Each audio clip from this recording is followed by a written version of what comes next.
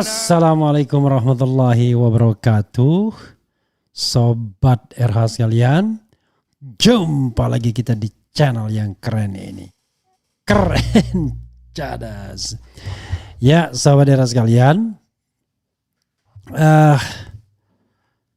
saya agak tergelitik ya mendengar pernyataan dari AHY yang mengatakan bahwa bersyukur mereka ada hikmahnya ya, tak di koalisi perubahan. Coba di tempat lama hancur lebur. Loh, kok hancur lebur? Aneh min ajaib. Karena semua partai di koalisi perubahan naik kursinya. Bahkan Nasdem dan PKB naik 10 kursi. Hanya kalah dari Golkar yang naik 17 kursi. Demokrat jadi satu-satunya partai yang kursinya turun 10. Coba bayangkan. Jadi semua partai naik, hanya Demokrat yang turun kursinya. Ini kan lucu sebenarnya kan. Artinya sikap tidak konsistennya AHY dan SBY di hari-hari terakhir justru menyebabkan partai itu terpuruk. Coba kalau seandainya dia tetap stay di koalisi perubahan. Walaupun tidak menang, tetapi paling tidak partainya bisa selamat.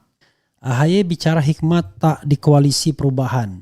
Coba di tempat lama hancur lebur. Luar biasa ya. Ketua Umum Partai Demokrat Agus Harimurti Yudhoyono AHY bersyukur partainya keluar di koalisi perubahan dan beralih mendukung Prabowo Subianto di 2024. Dia mengatakan keputusan mendukung Prabowo merupakan jalan terbaik daripada masih berada di kubu Anies Baswedan. Ini semua adalah jalan terbaik yang diberikan Allah Subhanahu wa taala kepada kita semua.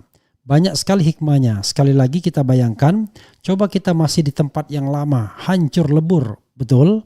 Kita tahu belum selesai, semua sudah kemari. Kemana-kemari.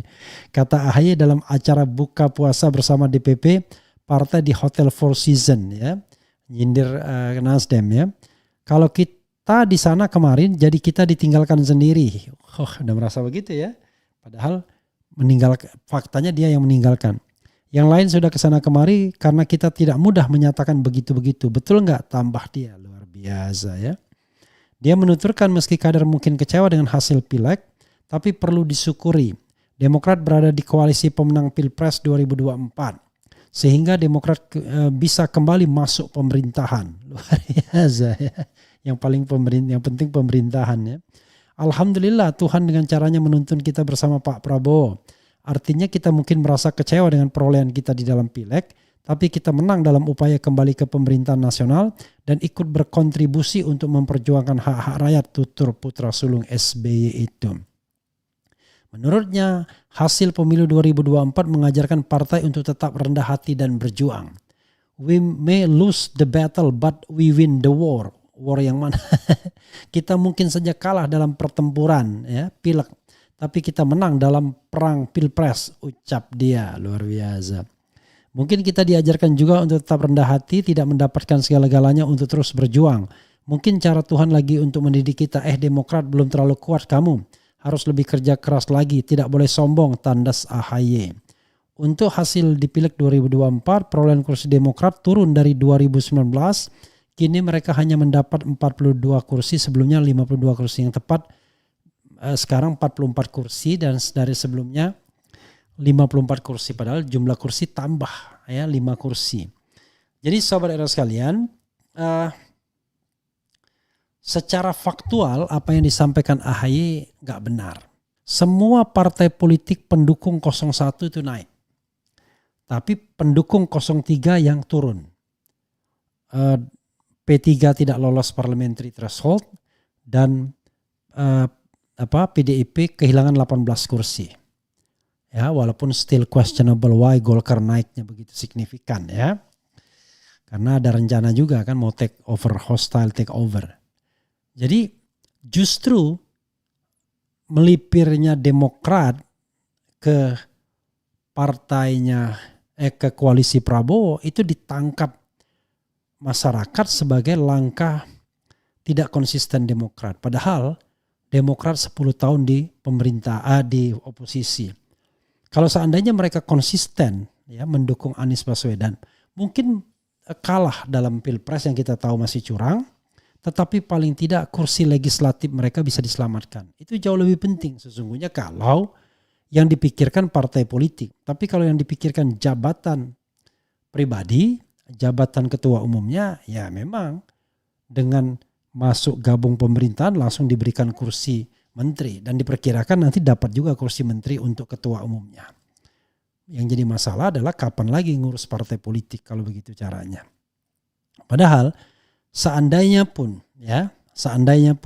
misalnya Demokrat di kubu Anies tiba-tiba ditawari Prabowo, bisa juga tetap kalau sekedar incarannya jadi menteri misalnya ya.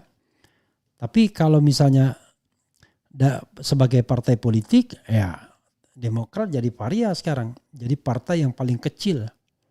Bayangkan dari partai nomor 1 di 2009 turun di 2014, turun lagi di 2019, turun lagi di sekarang. Jadi sobat era sekalian, dari partai tertinggi suaranya menjadi partai yang terendah suaranya yang lolos parlemen. Nah, dugaan saya adalah ya karena keputusan Demokrat untuk hengkang dari koalisi perubahan. Padahal kalau tetap di koalisi perubahan bisa jadi Demokrat akan mendapatkan mendapatkan banyak simpati. Wah ini ya 5 poin utama buku SBY Pilpres 2024 dan cawe-cawe Presiden Jokowi. 1. Ingatkan Jokowi soal kepentingan nasional dan kepentingan politik. 2. Kritik soal wacana 2 paslon di Pilpres 2024 dan politik tebang pilih. 3. Tekanan untuk halangi pencalonan Anies Baswedan sebagai capres. 4. Endorsement Jokowi ke tokoh sebagai capres-cawapres. Kritik takluknya pimpinan parpol akan kendali penuh pencapresan oleh Jokowi. Sekarang barangkali dia akan bantah itu semua. Tapi sekali lagi sobat era sekalian, tidak benar kalau dibilang hancur. Justru ada 3 partai yang hancur sekarang ini. Demokrat, PDIP, dan P3. PDIP dan P3 dihancurkan oleh Jokowi. Tapi Demokrat dihancurkan oleh dirinya sendiri. Sekarang kita tanya, apa yang menyebabkan Demokrat turun perolehan suara kursinya? Kan karena pindah, karena hengkang justru. Ya, orang melihatnya ternyata yang diperjuangkan hanyalah menjadikan AHY sebagai cawapres, walaupun saya juga harus underlining ya, tidak mudah hubungan SBY dengan Surya Paloh, kan begitu. Jadi from the beginning Surya Paloh nggak mau AHY, sementara Ahmad Ali terus bergerilya untuk mencari pendamping Anies, dan begitu didapatkan Muhaimin langsung diambil begitu saja. Ya mungkin dengan harapan Demokrat hengkang. Ternyata Demokrat hengkang betul, dan hengkangnya Demokrat itu justru memperkecil perolehan suaranya. Padahal kalau dia tetap di koalisi perubahan, AHY akan memimpin, mungkin menjadi ketua tim sukses, dan dia akan lebih banyak tampil dalam, ya katakanlah dalam banyak hal. Tapi kemarin AHY sama sekali tenggelam, ya, tidak menjadi aktor yang penting. Nah ini yang sebenarnya kerugian kalau kita mau melihatnya secara jernih ya. Jadi di 2014 Demokrat nggak main, di 2019 Demokrat nggak main, di 2024 Demokrat nggak main juga. Itu soalnya. Jadi sosok AHY akhirnya tidak menonjol. Demokrat tidak menonjol. Jadi menjadi partai yang in between, tidak jelas positioningnya ya. Bahkan oleh kader-kadernya sendiri banyak yang dikritik dan memunculkan kebingungan di kader-kadernya yang sebelumnya sudah menjadi relawan atau pendukung Anies Baswedan. Banyak ya, ada macam-macam yang saya kenal ya. Itu saja.